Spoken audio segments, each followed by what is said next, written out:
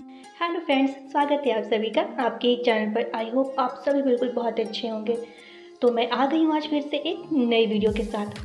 तो फ्रेंड्स, मैंने कुछ दिनों पहले जो बीटीएस से रिलेटेड स्पेशल Q&A वीडियो डाला था, उस वीडियो में मैंने बोला था कि अगर आप चाहते हो कि मैं इस टॉपिक पर वीडियो बनाऊँ कि के पॉप आइडल को कौन कौन से रूल्स फॉलो करने होते हैं, तो आप मुझे कमेंट करके बता सकते हो। एंड आप लोगों ने मुझे कमेंट करके एंड इंस्टा पर डीएम करके रिक्वेस्ट की कि मैं इस पर वीडियो बना दूँ। तो फ्रेंड्स, आज की वीडियो इसी टॉपिक पर होने वाली है। तो आज हम लोग उन इम्पॉर्टेंट स्ट्रिक्ट रूल्स के बारे में जानेंगे जो के पॉप आइडल को फॉलो करने होते हैं, फिर चाहे वो बीटीएस ही क्यों ना हो। एंड आप बीटीएस आर्मी हो तो आपको बिल्कुल जानना चाहिए कि बीटीएस को अपने डेब्यू से पहले कौन कौन से रूल्स को फॉलो करने होते थे एंड अभी भी वो कौन कौन से रूल्स को फॉलो कर रहे हैं। पर उससे पहले अगर आप हमारे चैनल पर नए हो तो फटाफट से चैनल को सब्सक्राइब कर लो एंड बेल आइकन को भी एक बार जरूर बजा देना, जिससे कि मैं जब भी बीटीएस से रिलेटेड अच्छी और प्यारी वीडियो लाऊँ तो आप उसे सबसे पहले देख सको। तो चलो जल्दी से वीडियो को स्टार्ट करते हैं। तो फ्रेंड्स, क्या आपको मालूम है बीटीएस से या अदर के पॉप आइडल से उनके ट्रेनिंग के दिनों में उनसे एक कॉन्ट्रैक्ट साइन करवाया जाता है, जिसमें उन के पॉप आइडल की जो कंपनी होती है उनसे कुछ स्ट्रिक्ट रूल्स को फॉलो करने को कहती है।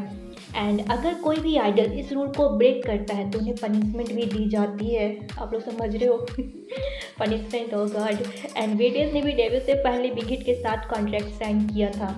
तो चलो जानते हैं ऐसे कौन कौन से रूल्स हैं जो बीटीएस को मानने होते हैं। तो सबसे पहला रूल है no hugging and no kissing fans. तो फ्रेंड्स, क्या आपको मालूम है कि बीटीएस अपने किसी भी फैंस को हग या किस नहीं कर सकते हैं। ये बीटीएस को उनकी कंपनी की तरफ से इसके लिए साफ मना किया गया है। आपने फैन साइन में देखा होगा कि बीटीएस फैंस के हाथों को तो टच करते हैं बट उन्हें हग नहीं करते। एंड इसके अलावा वो किसी भी गर्ल को पब्लिकली ना किस कर सकते हैं और ना ही हग, फिर चाहे वो उनकी फ्रेंड ही क्यों ना हो। और ऐसा इसलिए क्योंकि इससे उनकी इमेज ख़राब हो सकती है, ऐसा उनकी जो के पॉप आइडल की जो कंपनी होती है उनका मानना है। ओके, तो सेकेंड रूल है नो डेटिंग। तो फ्रेंड्स, के पॉप आइडल जो है वो किसी को भी डेट नहीं कर सकते हैं। मतलब जब तक वो एक आइडल है तब तक वो किसी के भी साथ रिलेशनशिप में नहीं आ सकते हैं। बट कुछ कंपनी ऐसी हैं जो अपने आइडल को अलाउ करती है डेटिंग के लिए, बट कुछ बहुत सारी कंपनी ऐसी हैं जो डेटिंग को लेकर बहुत ज़्यादा स्ट्रिक्ट है। जैसे आप बीटीएस या ब्लैकपिंक की मैनेजमेंट कंपनी को देख सकते हो। एक बार आर्यम ने कहा था कि बहुत बार एक आइडल दूसरे आइडल से शादी करते हैं, फिर भी हम मेल एंड फीमेल ट्रेनिंग्स को अलग अलग रखते हैं। एंड आर्यम ने एक बार शुरुआती दिनों में कहा था कि अगर वो किसी को डेट नहीं करेंगे एंड अगर वो किसी को प्यार ही नहीं करेंगे तो लव सॉन्ग्स कैसे लिखेंगे।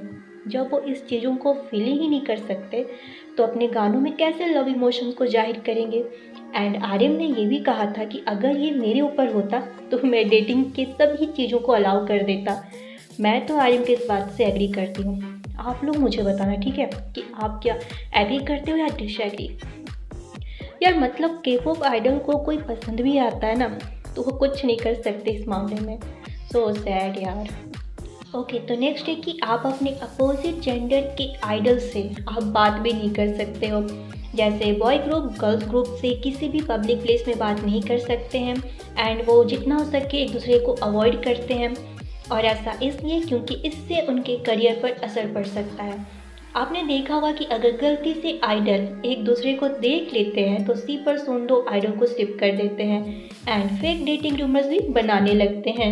एंड बहुत बार ऐसा हुआ है कि अगर किसी आइडल की डेटिंग की बात सामने आ जाती है, यानी कि अगर कंपनी को ये पता चल जाए कि कोई आइडल अभी किसी के साथ रिलेशनशिप में है तो उसे कंपनी से निकाल दिया जाता है। और इन्हीं सब की वजह से आज बीटीएस भी सिंगल है।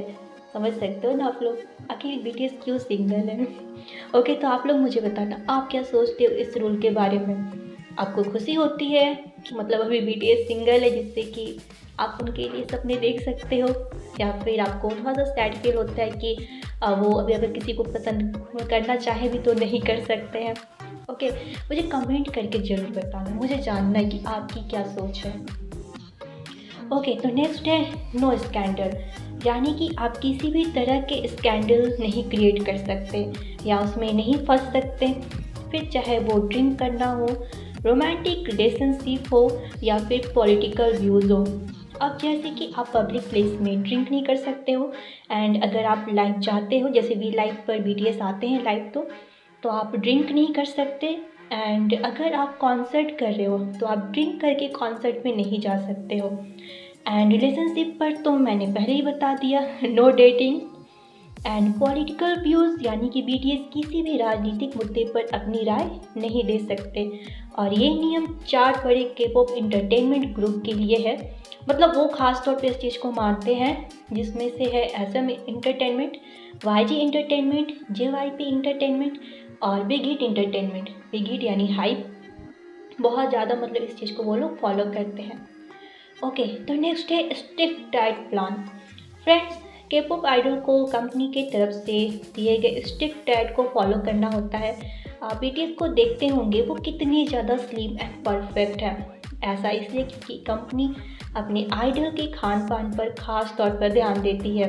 कंपनी जो डाइट प्लान रेडी करती है उस आइडल को फॉलो करना ही होता है, फिर चाहे वो आपको पसंद हो या ना हो। एंड वीक में एक बार सभी आइडल को वेट चेक किया जाता है, मतलब उनका वेट वीक में यानी सप्ताह में एक बार ज़रूर चेक होता है। अगर किसी का भी वेट ज़्यादा हुआ तो उन्हें स्ट्रिक्ट डाइट पर भेज दिया जाता है। एंड बहुत सारी कंपनी तो आइडल के वेट को मेंटेन करने के लिए उन्हें पूरे दिन में सिर्फ एक बार ही खाने को देती है। आप लोग शायद अब तक समझ गए होंगे कि K-pop आइडल की लाइफ बहुत ज़्यादा हार्ड होती है। मतलब आप सोच कर देखो, आप अपने पसंद का खाना भी नहीं खा सकते हो, एंड ऊपर से आपको ये भी ध्यान रखना है कि आपका वेट भी ना बढ़े। तो फ्रेंड्स, अगर आप में से कोई फ्यूचर में K-pop आइडल में जाना चाहता है तो आप इन सब रूल्स को पहले ही जान लो। एंड ये मैंने फर्स्ट पार्ट बनाया है और इसका सेकंड पार्ट भी मैं जल्द लेकर आऊँगी। तो अब टाइम हो चुका है BTS का सॉन्ग आइडल सुनने का, तो मैं जल्दी से सुनकर आती हूँ।